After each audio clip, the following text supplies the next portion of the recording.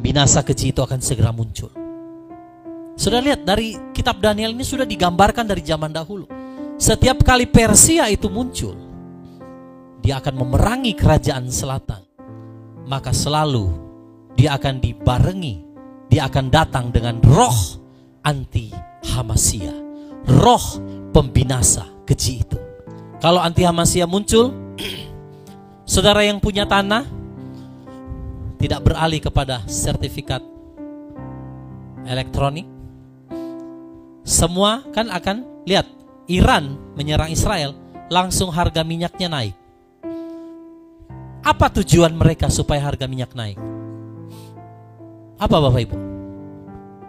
Ketika harga minyak naik, orang akan didorong kepada kendaraan listrik. Begitu saudara masuk dalam listrik, semua serba listrik, saudara akan masuk di dalam total kontrol. Yang berbahagia ialah mereka yang mendengarkan firman Allah dan yang memeliharanya. Oleh karena itu, bila mana kamu melihat pembinasa keji berdiri di tempat yang kudus. Tapi di situ dikasih keterangan yang dibicarakan oleh siapa? Nabi Daniel. Bapak Ibu lihat apa yang terjadi di Israel hari ini. Semua penggenapan dalam kitab suci itu sedang digenapi hari-hari ini. Tapi banyak orang tidak memahami.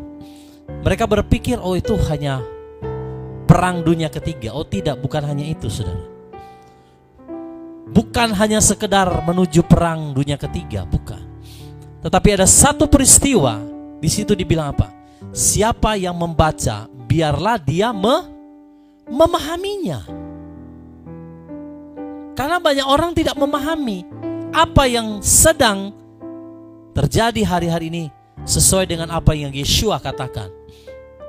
Seperti yang tertulis dalam kitab Daniel. Sekarang pertanyaannya, pembinasa keji itu dari mana datangnya?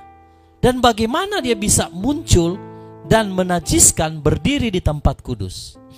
Nah Bapak Ibu, saya akan mengajak saudara untuk melihat nubuatan dalam kitab Daniel berdasarkan dengan apa yang terjadi di Israel hari ini. Oke, siapakah pembinasa keji itu? Mari lihat Daniel 10 ayat 13 sampai ayat yang ke-14. Saudara, saya mau saudara fokus supaya saudara bisa tangkap. Siapa yang menyerang Israel hari ini? Siapa? Yang keras sudah. Siapa yang menyerang? Iran. Siapa Iran ini? Ya, mari kita lihat dulu. Daniel 10 ayat 13 sampai 14. 3, 2, 1. Namun raja kerajaan Persia sedang berdiri menentang aku 21 hari lamanya. Tetapi lihatlah, Mikael, salah seorang dari pemimpin terkemuka, datang menolong aku. Dan aku tetap di sana bersama dengan raja-raja Persia. Sekarang aku datang untuk membuat engkau mengerti apa yang akan terjadi pada bangsamu pada hari-hari yang terakhir. Sebab penglihatan ini masih mengenai hari-hari itu. Siapa yang bicara ini? Malaikat Gabriel sedang membawa pesan kepada Daniel. Tetapi waktu dia mau bawa pesan mengenai akhir zaman kepada Daniel, dia dihadang oleh kerajaan siapa? Persia. Siapa Persia ini? Persia di masa sekarang itu adalah Iran. Bapak Ibu memahami? Supaya kita bisa melihat dari kitab Daniel, karena Yeshua bilang, barang siapa membacanya dia harus memahami. Jadi kalau Bapak Ibu baca tentang Raja Persia, itu berbicara Iran di masa sekarang. Nah saudara, waktu Gabriel mau bawa pesan bagi Daniel, dia dicegat oleh Raja Persia.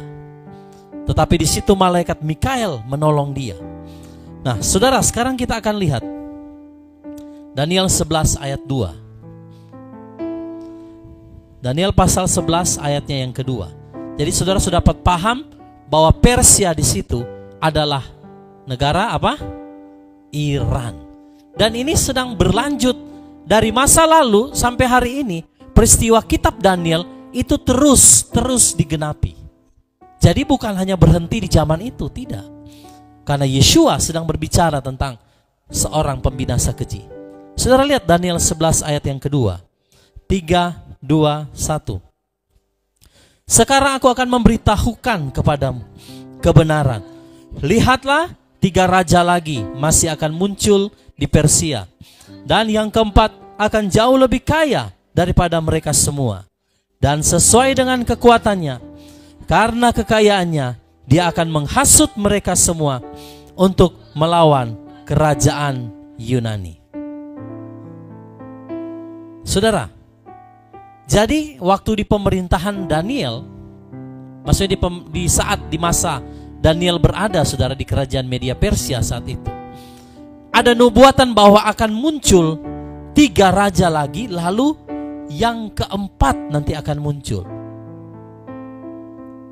Yang keempat ini, saudara, ya, dia akan muncul, dia lebih kaya, di situ dikatakan, menghasut semua menghasut semua mereka untuk melawan kerajaan Yunani.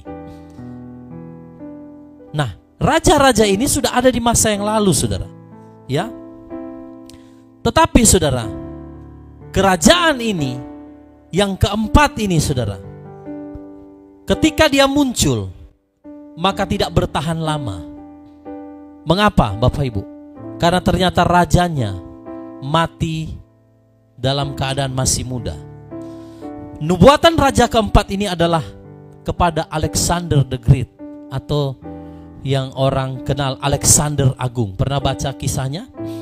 Dia mati dalam usia muda dan kerajaannya terpecah menurut 4 mata angin, yaitu 4 panglimanya menjadi raja menggantikan dia. So, itu ada di dalam Daniel 11 ayat yang keempat. Coba sama-sama kita baca. Ini Alexander the Great, saudara, ya, yang menguasai Yunani saat itu. 3, 2, 1. Tetapi ketika dia muncul, raja keempat ini, kerajaannya akan terpecah dan terbagi-bagi menurut 4 mata angin langit. Dan bukan kepada keturunannya, karena bukan anaknya yang panglimanya, ya, atau berdasar kekuasaan yang atasnya dia memerintah, sebab kerajaannya akan diruntuhkan dan diberikan kepada orang-orang lain, bukan orang-orang ini. Nah, jadi masa nubuatan kitab Daniel kepada Alexander the Great itu sudah berlalu, sudah digenapi. Tetapi saudara perhatikan kerajaan Persia ini terus akan ada sampai di akhir zaman. Jadi kalau Bapak Ibu melihat nanti kerajaan utara ini akan menyerang kembali Israel, maka nubuatan kitab Daniel ini akan segera digenapi sesuai dengan apa yang Yeshua katakan dalam Matius pasal 24 yang tadi kita baca. Amin, saudara. Nah, setelah masa raja ini, ya, saudara lihat, setelah Alexander the Great, lalu muncul lagi, saudara, Daniel 11 ayat 13. Ini peristiwa yang selalu berulang, selalu terjadi, berulang-ulang kali, saudara, ya. Mari lihat Daniel 11 ayat yang ke-13. Sama-sama kita baca. 3, 2, 1. Kemudian Raja Utara akan kembali dan akan membangkitkan kekacauan yang lebih besar daripada yang terdahulu. Dan pada akhir masa tahun-tahun itu, ia benar-benar akan datang dengan pasukan yang besar dan dengan peralatan yang banyak. Saudara, siapa ini? Ya, nanti kita akan lihat. Lanjut dulu, saudara. Lanjut ayat 14 dan ayat 15. 3, 2, 1. Pada masa itu banyak orang akan bangkit melawan Raja Selatan. Siapa Raja Selatan ini? Israel. Ya. Ini sudah digenapi, tetapi ini akan digenapi lagi. Kejadian yang berulang-ulang. Pada masa itu banyak orang akan bangkit melawan Raja Selatan. Dan anak-anak orang yang bengis dari bangsamu akan bangkit untuk menggenapi penglihatan itu. Tetapi mereka akan tersandung Dan raja utara itu akan datang dan mendirikan kubu pengepungan dan merebut kota yang berbenteng. Namun kekuatan selatan tidak akan bertahan, dan pasukan pilihannya pun tidak akan memiliki kekuatan untuk bertahan. Di masa itu Israel jatuh. Saudara, nubuatan tentang Daniel 11 ayat 13, 14, 15 ini, itu saudara merujuk kepada seorang anti Hamasia yang awal-awal, yaitu yang bernama Antiochus IV Epiphanes. Dia yang merebut kota yang kudus. Dan dalam kisahnya saya baca, saudara, ternyata Antiochus IV Epiphanes ini sangat brutal terhadap orang Yahudi. Bahkan dia mencemarkan bait suci. Dia taruh daging babi, saudara, di bait suci. Bayangkan saking brutalnya ini orang ini. Dan di situ dia membunuh orang-orang Yahudi. Siapa dia, saudara? Raja utara, anti Hamasia pada saat itu. Jadi saudara, kalau saudara baca kitab Wahyu itu harus paham, ada 7 kepala melambangkan binatang itu. Jadi anti Hamasia sudah ada dari zaman dahulu. Cuman perwujudannya itu selalu dengan kepala-kepala yang berbeda. Mulai dari kerajaan Mesir, di mana Mesir mau membunuh anak-anak Yahudi. Lalu ada Asyur, Babylon, Media Persia, Yunani, sampai yang Romawi. Nanti kepala yang ke-7 itu akan muncul di akhir zaman. Nanti saya akan kaitkan kepada saudara apa yang terjadi hari-hari ini di Israel.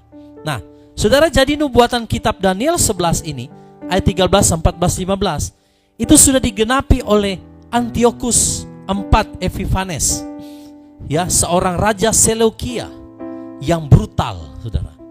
Dia bunuh orang-orang Yahudi, dia merebut, saudara, Israel, dan dia menajiskan bait suci saat itu. Nah, saudara, saya akan maju lebih ke depan lagi. Ternyata sampai di sini nubuatan kitab Daniel 11 itu berhenti. Karena ada lanjutannya tentang kerajaan Romawi, di mana di masa Yeshua HaMashiach. Lalu saudara, kitab Daniel pasal 11 ini kemudian dilanjutkan dengan munculnya seorang anti HaMashiach, yaitu pembinasa keji di akhir zaman. Itu tertulis di dalam Daniel 11 ayat 21. Jadi sejak Antiochus IV Epiphanes, tidak pernah ada lagi raja yang menggambarkan kejamnya seperti dia. Ya. Tetapi Daniel 11 ternyata diulang di ayat 21, kejadian yang sama. Saudara, munculnya pembinasa keji. Saudara lihat, kalau raja utara itu sudah mulai menyerang, kerajaan Persia itu sudah mulai menyerang, maka selalu yang akan muncul itu siapa? Roh anti HaMashiach itu. Seperti tadi yang ada di Daniel 11, Antiochus Epiphanes.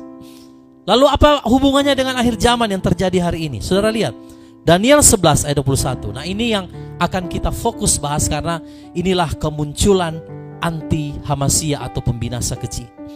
Maka barang siapa yang membacanya, dia harus memahaminya.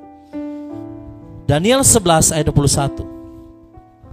3, 2, 1. Dan seorang yang dipandang rendah akan muncul menggantikannya, dan mereka tidak akan menyerahkan kepadanya kehormatan raja, tetapi dia akan masuk secara diam-diam dan merebut kerajaan dengan apa?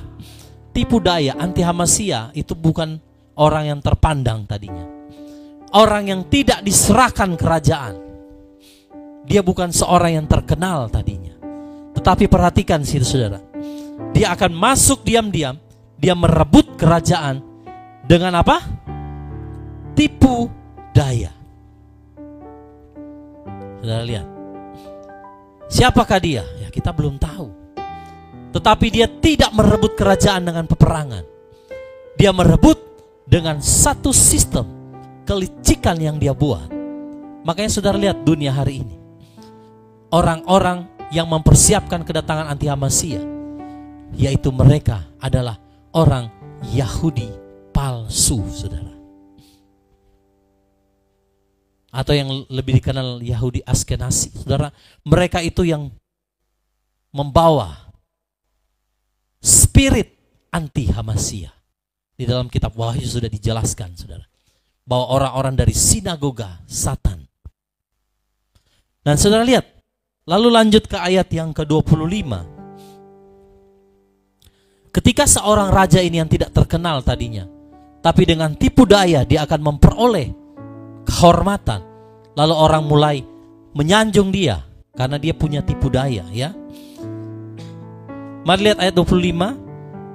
3, 2, 1. Ia akan membangkitkan kekuatannya dan hatinya melawan siapa? Raja Selatan, Israel.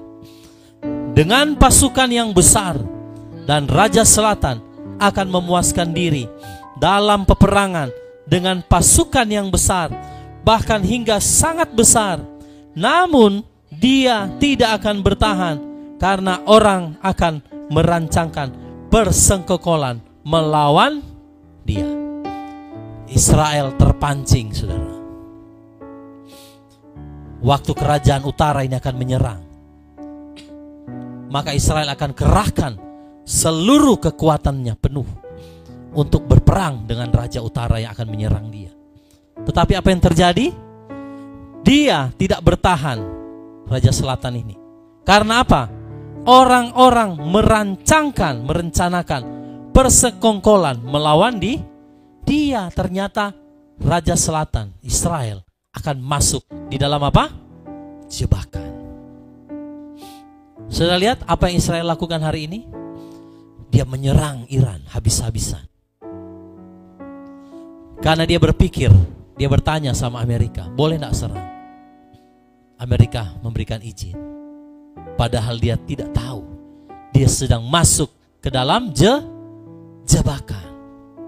Saudara harus memahami kitab Daniel ini, bahwa apa yang ditulis dalam kitab Daniel itu benar-benar akan digenapi, saudara. Ada amin? Jadi Raja Selatan Israel ini akan dikhianati oleh sekutunya sendiri.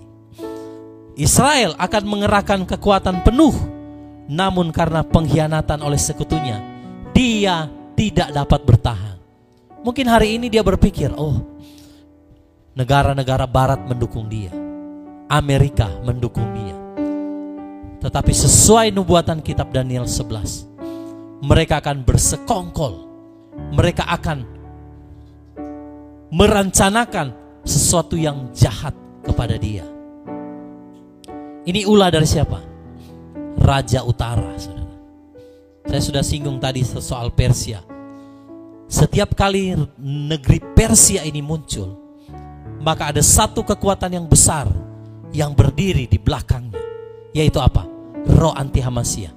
Makanya saudara, Bapak Ibu lihat, Iran itu punya ambisi untuk melenyapkan Israel. Betul? Itu ambisi mereka. Jadi ketika Raja Selatan ini terpancing melawan Raja Utara ini dengan kekuatan penuh, dia tidak tahu bahwa para sekutunya akan bersekongkol dan membuat dia terjatuh. Sekarang kita belum lihat, Bapak Ibu, tapi nanti ayat ini akan digenapi. Sekarang mungkin saudara lihat, oh, Amerika sepertinya mendukung Israel. Bangsa-bangsa Eropa sepertinya mendukung Israel.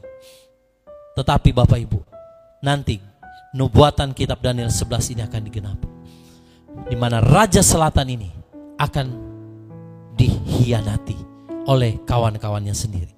Daniel 11 ayat 26. Saudara lihat, apa yang menghancurkan Raja Selatan ini? 3, 2, 1. Ya, mereka yang makan dari santapannya akan menghancurkannya, dan pasukannya akan membanjirinya. Banyak orang akan apa? Tewas terbunuh. Makanya dalam Daniel 12, malaikat Mikael langsung datang mendampingi umat Israel. Sama kan kejadiannya tadi juga, waktu di dalam kitab Daniel. malaikat Mikael berperang menahan kekuatan daripada Raja Persia. Hari ini Bapak Ibu lihat, Israel memang akan sendiri, tetapi dia akan didampingi oleh malaikat Mikael. Sekutu-sekutunya yang tadinya makan dari santapannya. Sudah lihat Daniel 11 ayat 26. Mereka yang makan dari santapannya justru akan berbalik menghancurkannya. Siapa yang makan dari santapan Israel? Negara-negara Eropa, Amerika Serikat, yang tadinya memihak kepada Israel, yang tadinya satu hidangan dengan Israel, yang tadinya duduk bersama, makan bersama, buat kesepakatan bersama. Israel tanya, boleh nggak serang? Boleh. Tetapi justru mereka akan bersekongkol dan menjatuhkan dia. Saudara lihat ayat ini. Ya. Banyak orang akan tewas terbunuh. Saudara, nubuatan ini pasti digenapi. Bagaimana bangsa Israel? Sakaria berkata 2/3 akan binasa. 1/3 akan dibawa ke dalam api. Jadi Bapak Ibu lihat, kalau Raja Persia sudah mulai muncul, maju menyerang Raja Selatan, maka ketahuilah anti Hamasia itu pasti akan segera muncul. Pasti akan segera muncul Bapak Ibu. Saudara jangan santai, jangan saudara berpikir, oh ini perkara yang biasa. Kalau Persia ini sudah muncul Bapak Ibu, maka seperti yang terjadi di zaman dahulu, akan muncul raja-raja bengis, yang begitu bengis mereka memusuhi dan membantai orang Israel. Itu pasti akan digenapi hari ini juga. Munculnya anti Hamasia itu sudah di depan mata saudara. Bahkan negara-negara yang pernah dibantu oleh Israel justru akan berbalik menyerangnya, sehingga Israel akan sendirian. Bapak Ibu pernah baca perjumpaan profetik Benyamin Netanyahu? Pernah lihat videonya? Bagaimana dia berhadapan dengan Yeshua, sebenarnya Mesias, yang menyatakan bahwa Israel akan masuk dalam peperangan besar dan mereka akan sendirian. Siapa yang pernah lihat videonya? Ada teks Indonesianya, saudara. Saya pernah share di grup. Dia mendapatkan satu vision, penglihatan. Ada perang yang besar. Bangsa-bangsa akan mengepung. Tadi raja dari utara akan menghasut bangsa-bangsa lain untuk menyerang raja selatan itu. Bahkan teman-temannya sendiri yang makan dari hidangan satu santapan akan berbalik menyerang Israel. Maka Bapak Ibu harus tahu, ketika hal ini digenapi, muncullah sang pembinasa keji. Ia akan datang dengan perjanjian damai palsu.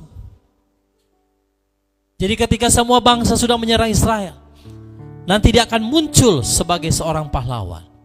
Dan Israel berpikir, oh inilah Mesias yang akan menyelamatkan dia. Enggak taunya saudara, justru pembinasa keji ini yang nanti akan mengkhianati juga Israel.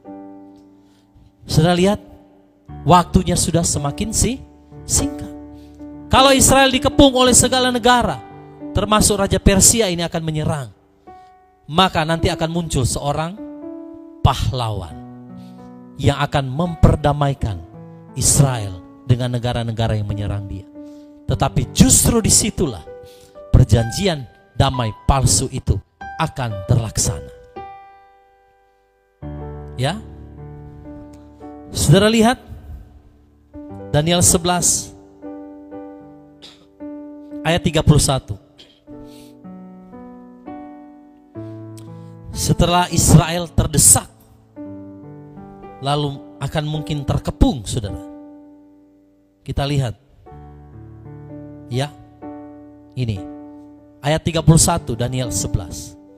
kekuatan akan muncul daripadanya, ya, dan mereka akan menajiskan tempat kudus, benteng itu. Terjadi lagi, dan akan menghapuskan kurban terus-menerus yang telah ditetapkan.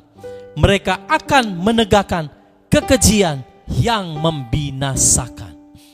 Ketika sudah tercipta perjanjian damai palsu, maka raja ini akan berdiri di bait suci yang nanti saat itu akan dibangun, dan dia akan menajiskan bait suci yang akan dibangun tersebut. Sama di ayat-ayat sebelumnya, Antiochus Epiphanes itu, saudara, juga melakukan yang sama. Jadi ini kejadian yang terus berulang. Tetapi nubuatan Daniel 11 ayat 30-an ini, saudara, 31 dan seterusnya, itu berbicara kepada pembinasa keji yang akan muncul di akhir zaman, Bapak Ibu. Ya. Nah, saudara lihat, sehingga dia akan menajiskan tempat kudus. Ya. Dia akan menajiskan tempat kudus, bait suci, dan menghapuskan korban di dalam bait suci. Kira-kira seberapa dekat saudara kita dengan hal ini? Menurut Bapak Ibu, peperangan negara-negara akan mengepung Israel lama atau tidak? Kalau saya rasa tidak akan terlalu lama. Karena segala kekuatan bangsa akan bersatu mengepung Israel. Pada saat itulah akan muncul Mesias palsu yang akan membuat perjanjian damai, supaya bangsa-bangsa tidak lagi menyerang Israel. Tapi justru di situ dia akan menajiskan bait suci. Nah, saudara lihat. Lalu kita akan lihat Daniel 11 ayat 32. Dia akan bikin satu perjanjian. Ini yang kita kenal dengan perjanjian damai palsu. Di mana di masa itu Wahyu 13 juga akan diberlakukan. Semua bangsa harus tunduk kepada satu sistem tatanan dunia baru, kepada satu sistem keuangan yang baru, kepada satu sistem pemerintahan yang baru. Saudara lihat ayat yang ke-32. Ini, saudara, hari ini banyak orang-orang yang tidak mengenal Yeshua, tetapi mereka menolak sistem anti-Amasya. Betul enggak? Benar tidak? Banyak orang yang tidak mengenal Yeshua, orang-orang di luar sana, tapi mereka menolak, saudara. Mereka menolak sistem anti-Hamasya. Mereka menolak segala macam bentuk jus itu, saudara. Betul enggak? Termasuk orang-orang kaum Kedar. Tetapi Bapak Ibu, saya mau bilang, itu tidak akan bertahan lama. Jadi orang kalau menolak sistem anti-Hamasya, tapi kalau dia tidak mengenal Yeshua Hamasya, maka dia lambat atau cepat dia akan terbujuk oleh tipu daya Satan. Makanya Bapak Ibu, orang banyak yang tidak mengenal Yeshua, menolak Yeshua, tapi mereka tahu sistem ini sedang diberlakukan. Bahkan ada yang sudah persiapkan di gunung-gunung, ada yang sudah persiapkan di hutan, mereka bikin tempat pengungsian. Tapi mereka nggak mengenal Yeshua. Saya mau bilang Bapak Ibu, tidak akan bertahan lama hal itu. Kalau engkau tidak memiliki iman kepada Yeshua, engkau pasti jatuh. Di mana ayatnya? Saudara lihat. Daniel 11 ayat 32.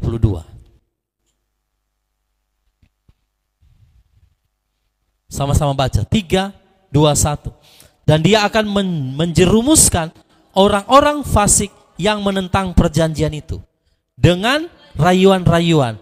Tetapi umat yang mengenal Elohimnya akan menjadi kuat dan akan saudara lihat, orang-orang fasik yang menentang perjanjian itu. Mereka orang fasik, tidak mengenal Elohim, tidak mengenal Yeshua, tapi mereka menentang anti-Hamasya. Tetapi apa yang terjadi kepada mereka? Mereka akan dijerumuskan. Jadi saudara kalau tidak mengenal Yeshua, walaupun saudara bilang saudara menolak sistem itu, saudara pasti lambat atau cepat akan terjerumus di dalam sistem itu. Memang firman sudah bilang. Jadi biar saudara mau persiapkan tempat pengungsian, biar saudara mau lakukan ini dan itu, kalau engkau tidak beriman kepada Yeshua, sia-sia semua itu. Pada akhirnya engkau akan terjerat.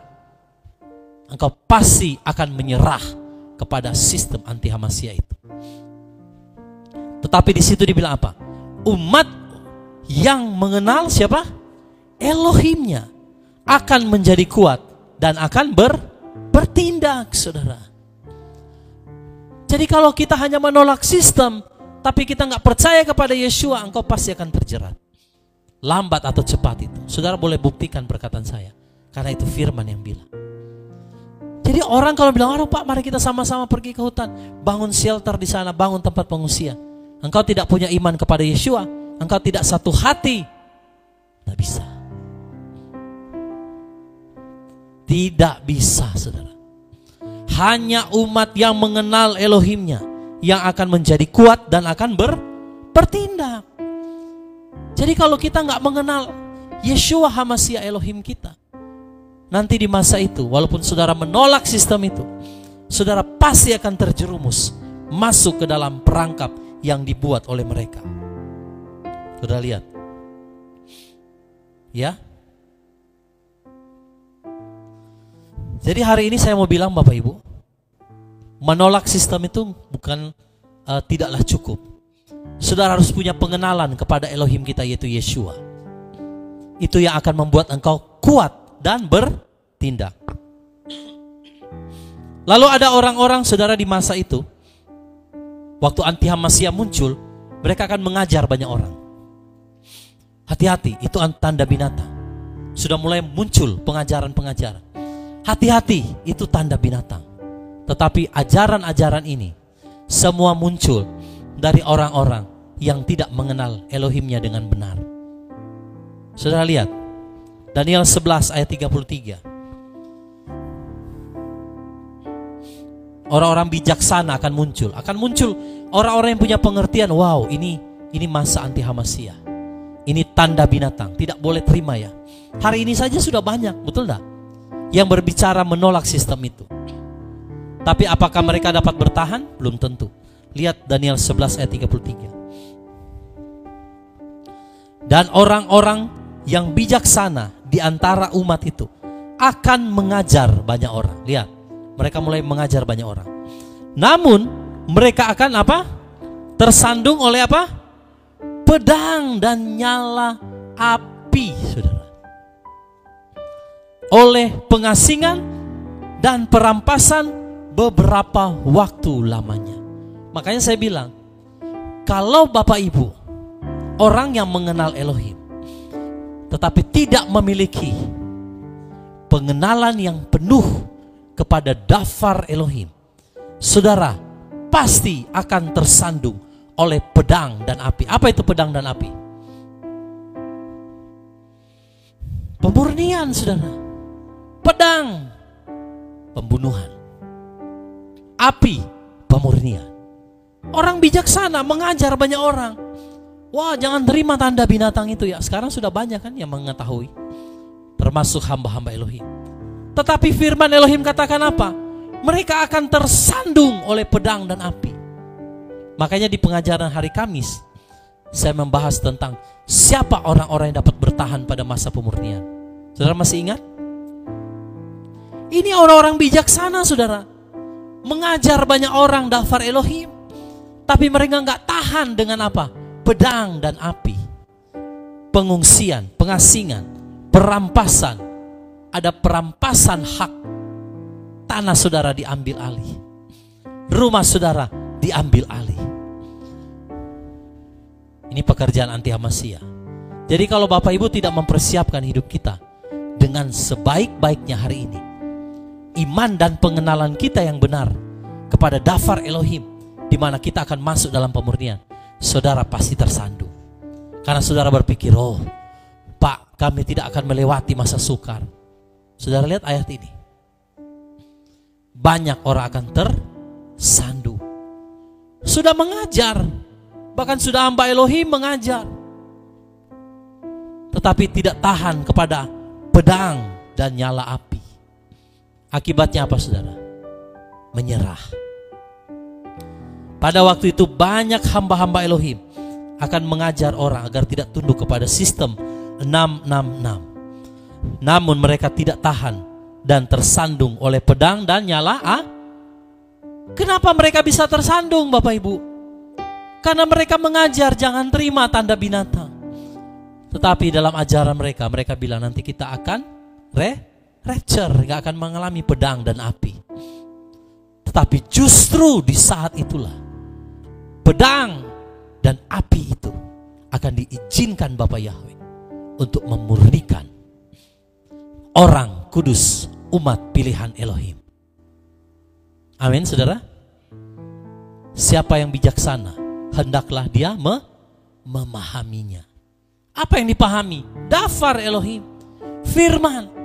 Jadi kalau kita hanya dicecokin, saudara, pengajaran bahwa kita nggak akan mengalami masa sukar, pedang dan api, saudara akan rapture sebelum masa kesukaran. Jangan heran nanti di masa itu engkau tersandung. Termasuk yang mengajar, karena firman ini bilang demikian.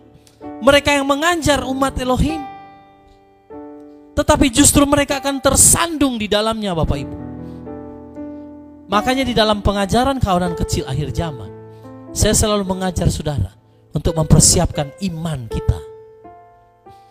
Kenapa? Ya karena ada pedang dan api ini.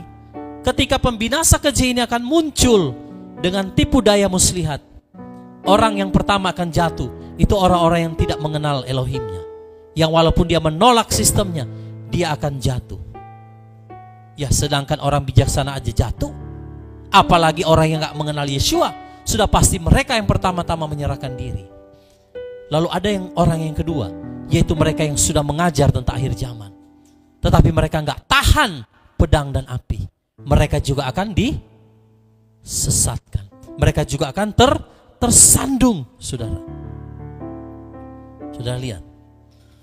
Jadi kita mau masuk dalam kategori yang mana, Bapak Ibu? Mau masuk kategori yang mana? Kalau orang tidak mengenal Yeshua sudah pasti tersandung. Yang mengenal Yeshua pun, yang mengajarkan yang salah, pasti akan tersandung. Pedang dan api, saudara. Pedang berbicara apa? Pembunuhan, penghukuman.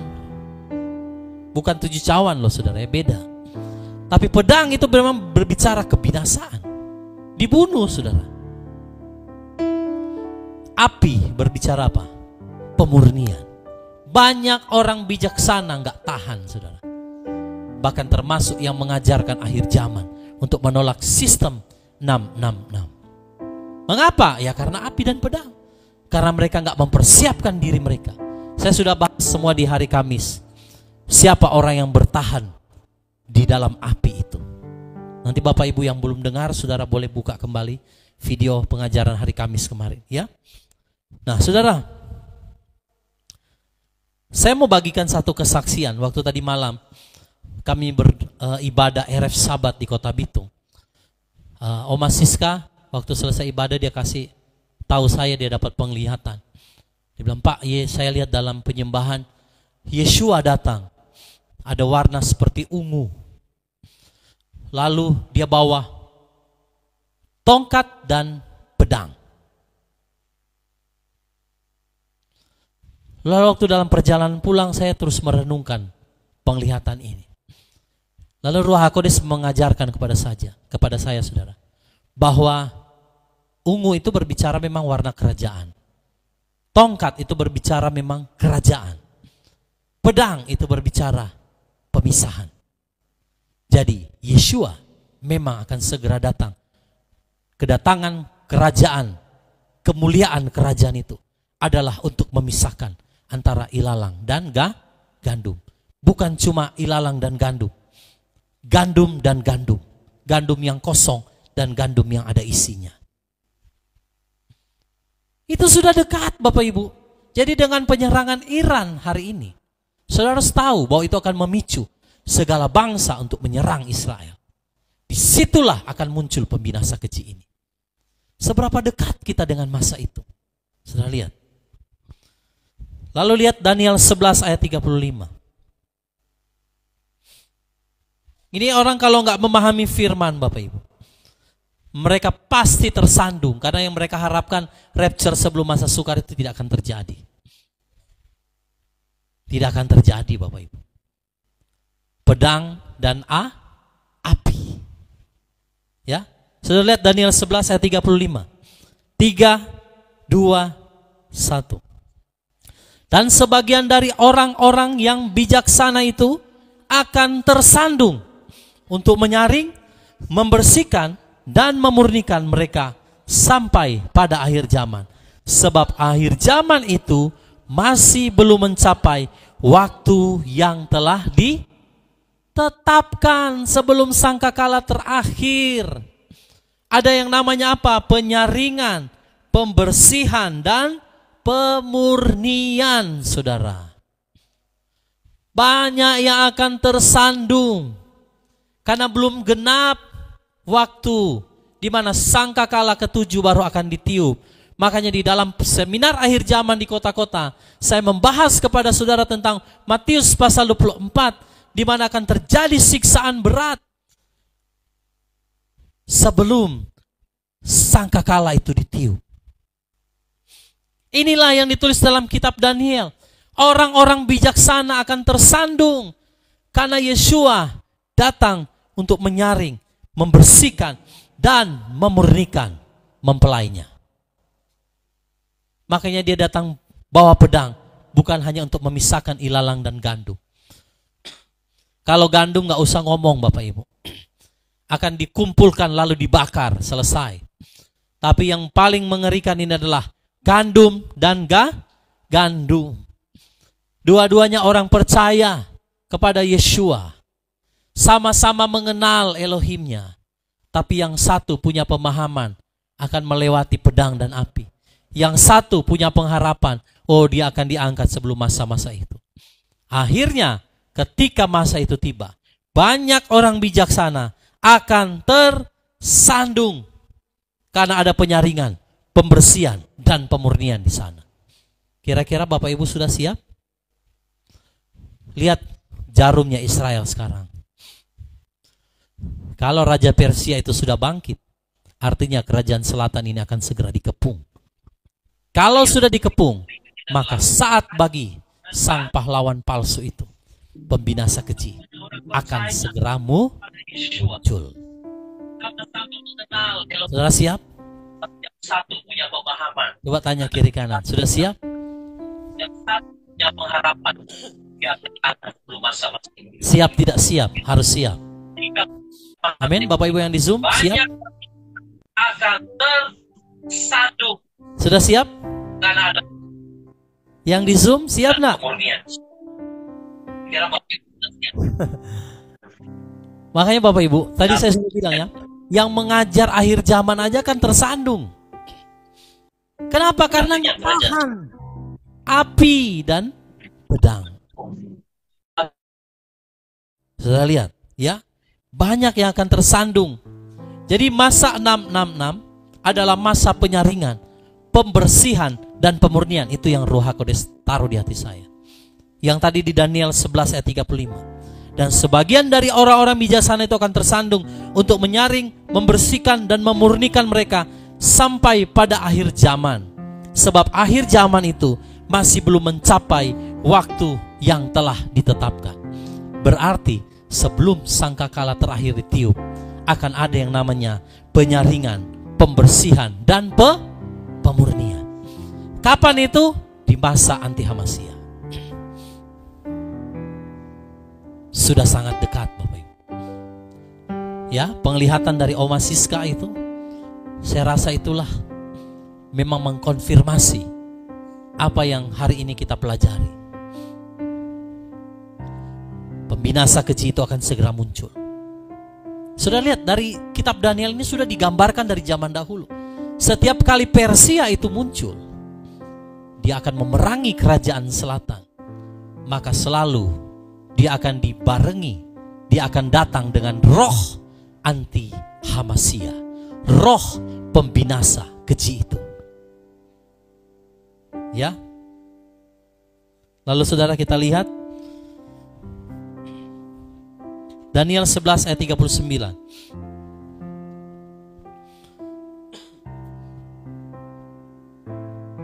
Kalau anti-Hamasiyah muncul, saudara yang punya tanah tidak beralih kepada sertifikat elektronik.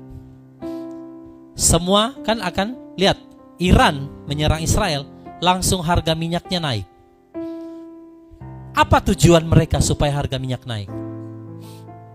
Apa Bapak Ibu? Ketika harga minyak naik, orang akan didorong kepada kendaraan listrik. Begitu saudara masuk dalam listrik, semua serba listrik, saudara akan masuk di dalam total control. Begitu semua bergantung kepada listrik, lalu di shutdown, selesai. Maka barang siapa yang tidak mengikuti sistemnya tidak akan memperoleh listrik.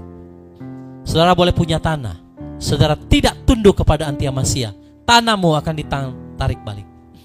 Itu sebabnya hari ini telah muncul undang-undang apa? Perampasan hak. Banyak orang gak menyadari hari ini, tapi di Indonesia saja sudah muncul undang-undang perampasan hak. Itu sudah diberlakukan, saudara. Untuk apa tujuannya?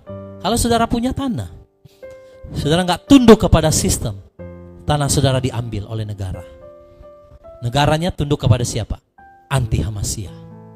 Lalu tanah-tanah itu diberikan kepada siapa? Mari lihat, saudara. Daniel 11 ayat 39.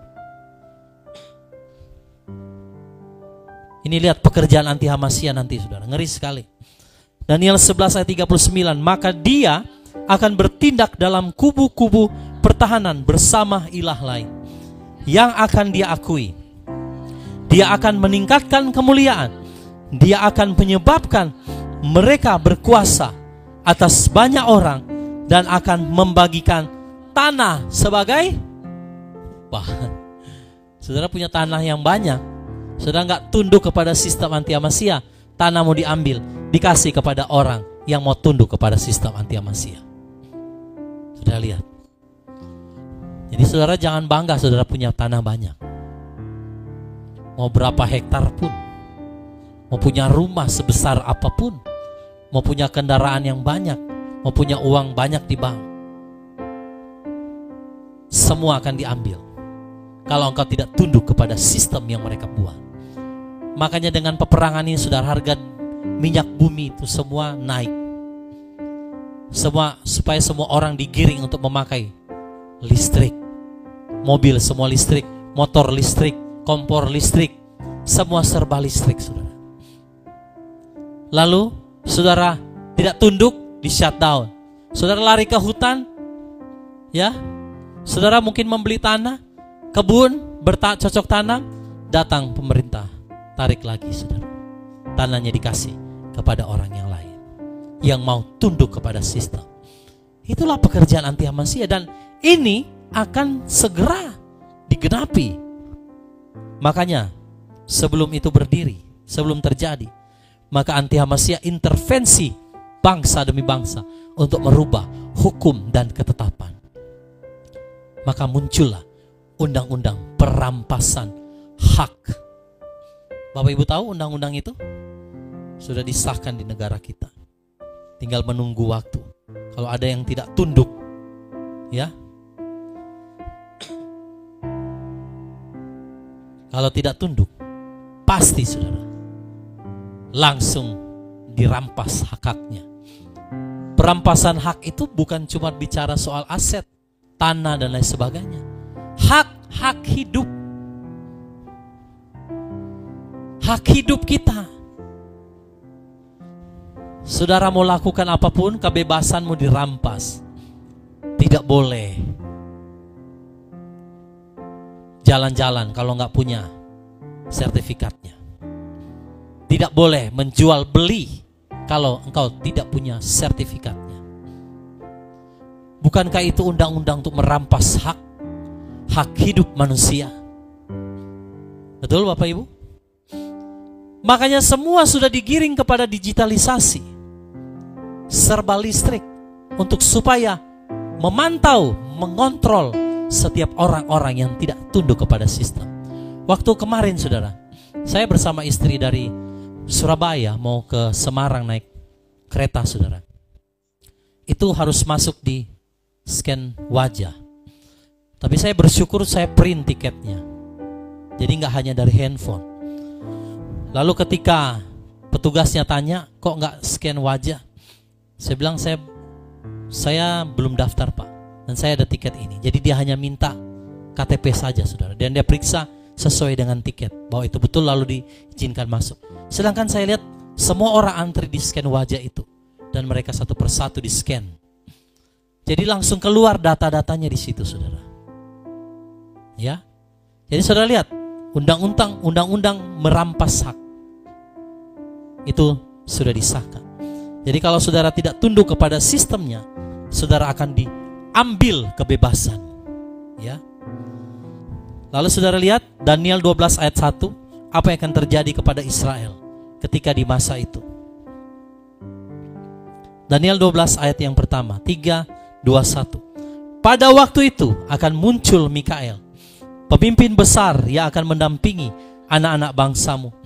Dan akan ada suatu masa kesusahan yang besar, seperti yang belum pernah terjadi sejak bangsa-bangsa ada sampai pada waktu itu. Dan pada waktu itu bangsamu akan dibebaskan, yakni semua orang yang akan didapati namanya tertulis dalam kitab itu. Siapa yang tertulis dalam kitab itu dalam bangsa Israel? Wahyu pasal 7, yaitu 144.000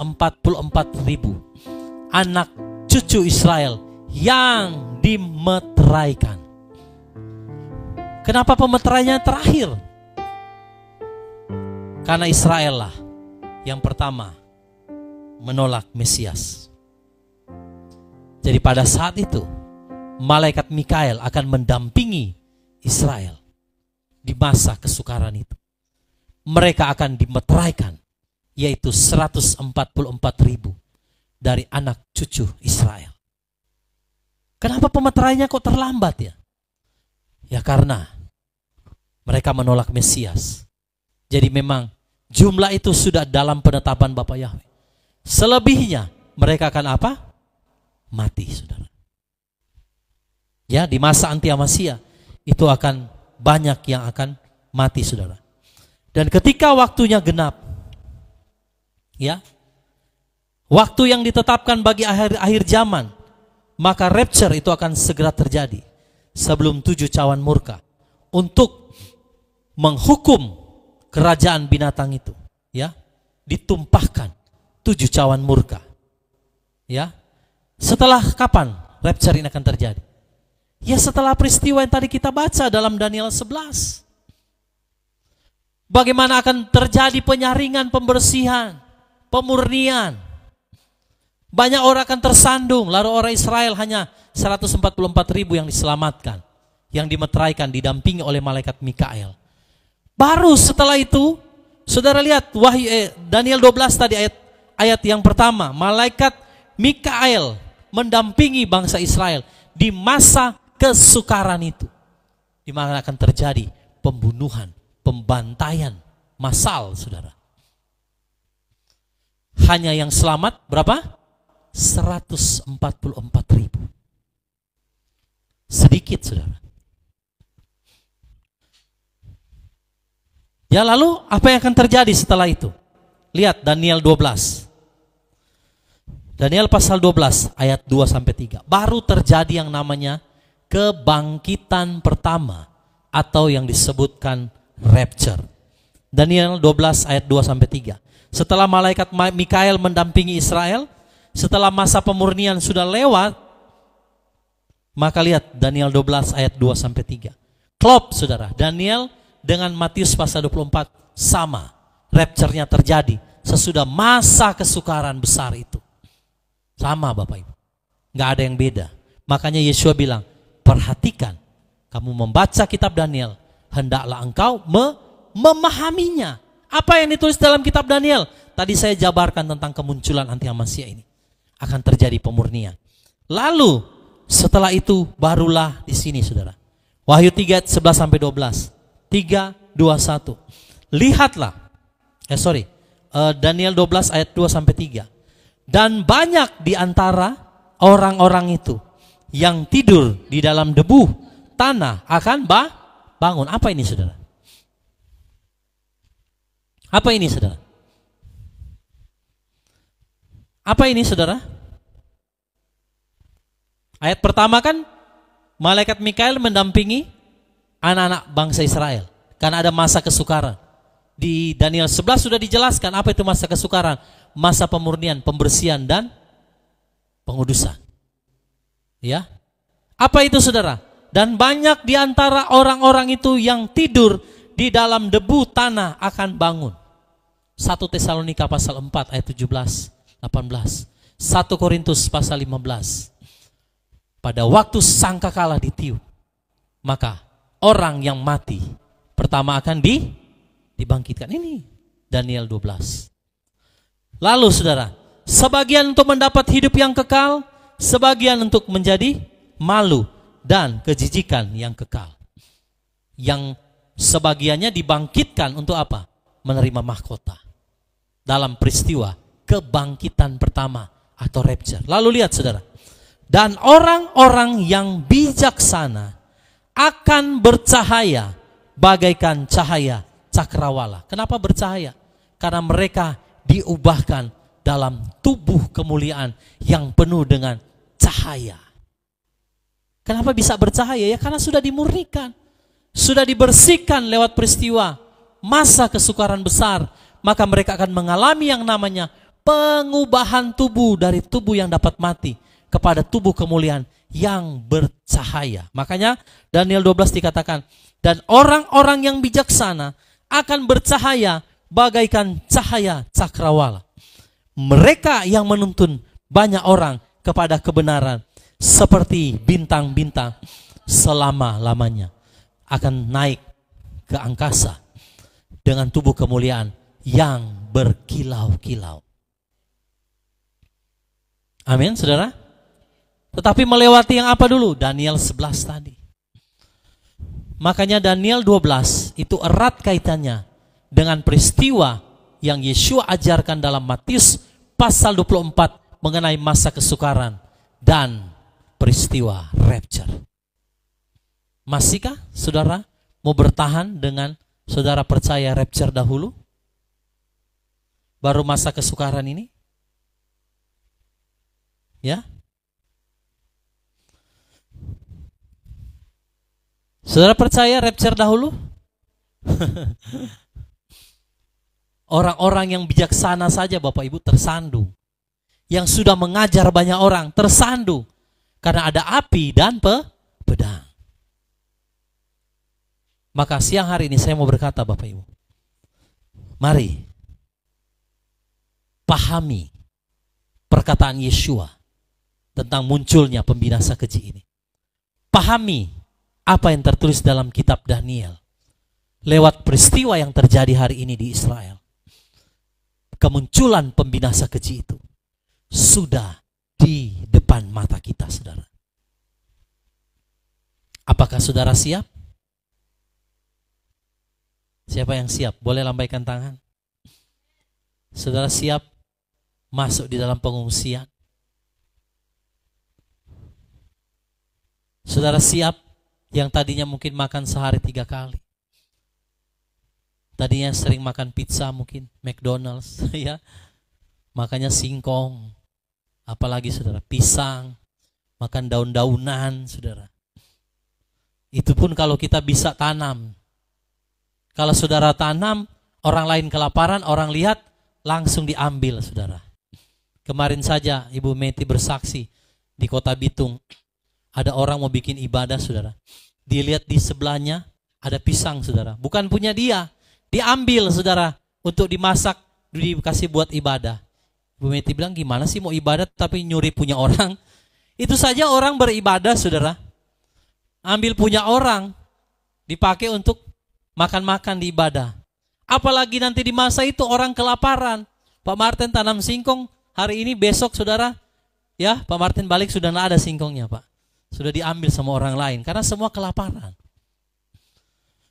Ya Bapak Ibu, jadi kita harus benar-benar mempersiapkan diri. Jangan saudara diberikan surga telinga lewat ajaran-ajaran yang berkata, saudara akan di-rapture lebih dahulu. Orang-orang yang ngajar aja tadi apa saudara? Tersandung. Yang ngajar aja tersandung, apalagi yang belajar darinya. Saudara ya. Makanya kita harus mencari pengajaran yang sehat, yang sesuai firman. Bukan yang dibuat-buat. Supaya orang yang mendengarnya terkesan. Nah, saya akan tutup dengan satu ayat. Wahyu pasal 3, ayat 11 sampai 12.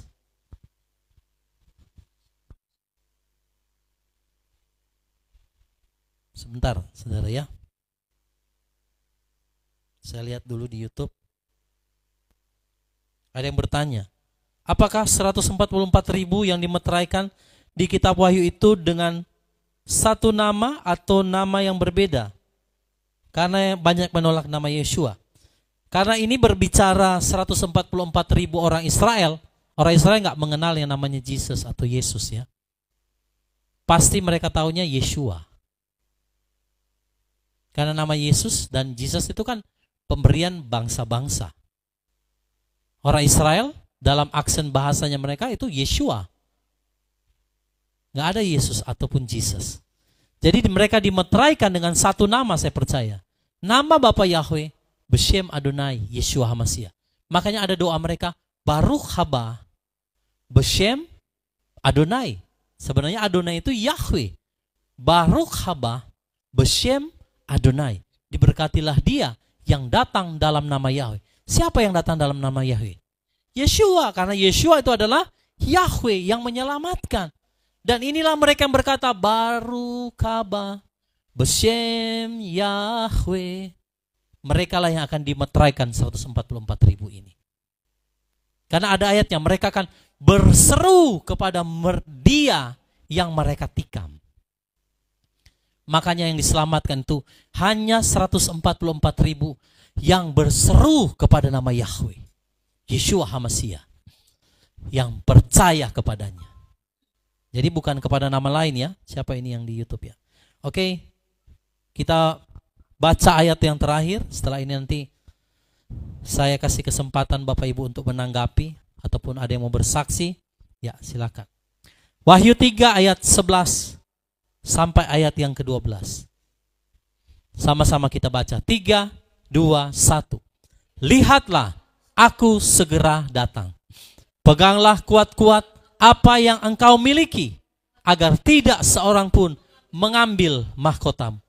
Siapa yang menang, aku akan menjadikannya tiang di tempat kudus Elohimku.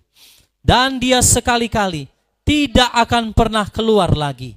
Dan aku akan menuliskan nama Elohimku padanya. Dan nama kota Elohimku, Yerusalem yang baru, yang turun dari surga, dari Elohimku. Dan namaku yang baru.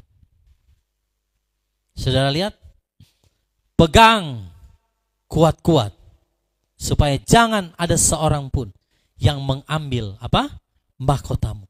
Kalau kita menjadi pemenang, seperti lagu tadi kita adalah pemenang, lebih daripada pemenang. Maka Yeshua katakan, aku akan menjadikannya tiang. Tiang ini apa? Pilar. Makanya di dalam perjalanan ke kota-kota itu Roh HaKodes kasih saya temanya. Perjalanan 7 kota pilar. Pilar apa? Pilar itu tiang yang menyokong kerajaan Elohim di Indonesia. Saya nggak tahu kalau di bangsa-bangsa lain. Tapi paling tidak 7 kota itu yang Bapak Yahweh mau saya dirikan pilar di situ. Sebagai tiang bahwa engkaulah yang akan menopang kerajaan Elohim berdiri atas Indonesia. Maka saya mau bilang Bapak Ibu, saudara yang ada di setiap kota itu, saudara pegang kuat-kuat. Yang ada juga di lain kota tidak masalah juga. Karena ada memang Bapak Yahweh pilih orang-orang untuk berdiri sebagai tiang, pilar yang menopang kebenaran, menopang kerajaan Bapak Yahweh supaya tetap berdiri tegak. Maka kita tidak boleh kompromi dengan apapun, saudara. Supaya tiang atau pilarnya itu tetap berdiri dengan kokoh. Amin. 7 itu kan berbicara hal yang sempurna. 7 kaki dian. 7 jemaat.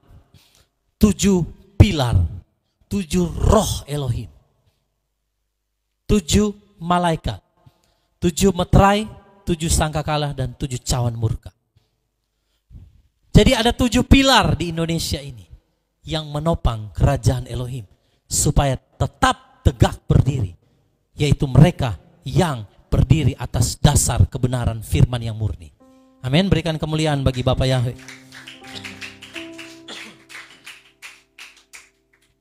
Jadi pilar ini ternyata saya selidiki. Apa itu pilar atau tiang?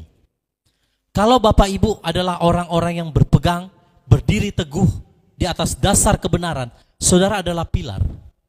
Orang mau bilang apa, saudara nggak bergoyang, saudara nggak akan bergeser dari iman pengharapan kita kepada Yeshua. Sekalipun anti-Masih akan tawarkan, sekalipun dunia akan menawarkan hal-hal yang indah, saudara tetap tegak berdiri. Itu namanya pilar. Kalau saudara bergeser, maka bangunannya roboh. Nah, waktu saya renungkan, Roh HaKodes saya taruh perkataan ini di hati saya. Orang yang menjadikan kebenaran, dia berdiri di atas kebenaran sebagai patok yang kuat, sebagai pilar, tidak bergeser, maka di dalam kerajaan 1000 tahun dia juga akan memerintah bersama dengan Yeshua HaMashiach. Amin. Jadi makanya di dalam Wahyu 3 tadi ayat 11-12, siapa yang menang, aku akan menjadikan dia tiang di tempat kudus Elohimku. Saudara akan dipercaya di dalam kerajaan Elohim. Kerajaan 1000 tahun nanti akan menjadi raja-raja, memerintah bersama dengan dia. Amin. Tepuk tangan bagi Bapak Yahweh. Haleluya. Haleluya, haleluya. Puji Bapak Yahweh. Jadi mari Bapak Ibu, apa yang terjadi di Israel hari ini sedang membukakan satu pengertian. Rahasia kitab Daniel 11 dibuka kepada saudara. Makanya Yeshua bilang, barang siapa membaca, hendaklah dia memahaminya. Saudara sudah baca, amin? Maka sekarang saudara berdoa supaya engkau dipenuhi dengan roh pemahaman akan daftar Elohim tadi. Jadi kalau saudara melihat apa yang terjadi di Israel hari ini, ketahuilah pembinasa keji itu akan segera muncul. Maka masa pembersihan, pemurnian itu akan segera tiba. Mari bersiap Bapak Ibu. Jangan ada seorang pun yang menjadi kendor. Jangan sampai imanmu menjadi lemah. Jangan sampai mahkotamu. 2 Tawarikh pasal 7. Api turun dari langit, nyanyian syukur. Setelah Salomo mengakhiri doanya, api pun turun dari langit memakan habis korban bakaran dan korban-korban sembelihan itu, dan kemuliaan Tuhan memenuhi rumah itu. Para imam tidak dapat memasuki rumah Tuhan itu, karena kemuliaan Tuhan memenuhi rumah Tuhan. Ketika segenap orang Israel melihat api itu turun, dan kemuliaan Tuhan meliputi rumah itu, berlututlah mereka di atas lantai, dengan muka mereka sampai ke tanah, lalu sujud menyembah dan menyanyikan syukur bagi Tuhan, sebab ia baik, bahwasanya untuk selama-lamanya kasih setianya. Korban pentahbisan dan perayaan. Lalu raja bersama-sama seluruh bangsa mempersembahkan korban sembelihan di hadapan Tuhan. Sebagai korban sembelihan, Raja Salomo mempersembahkan 22.000 ekor lembu sapi dan 120.000 ekor kambing domba. Demikianlah raja dan seluruh bangsa mentahbiskan rumah Allah. Para imam telah siap berdiri pada tempat mereka. Begitu pula orang-orang Lewi telah siap dengan alat-alat musik untuk memuliakan Tuhan, yakni alat-alat musik yang dibuat Raja Daud untuk mengiringi nyanyian syukur bagi Tuhan, bahwasanya untuk selama-lamanya kasih setianya. Setiap kali mereka ditugaskan Daud menyanyikan puji-pujian, dalam pada itu para imam berdiri berhadapan dengan mereka sambil meniup nafiri, sedang segenap orang Israel berdiri. Lalu Salomo menguduskan pertengahan pelataran yang di depan rumah Tuhan, sebab disitulah diolahnya segala korban bakaran dan lemak korban keselamatan. Sebab mezbah tembaga yang dibuat Salomo tidak dapat memuat korban bakaran dan korban sajian dan segala lemak korban.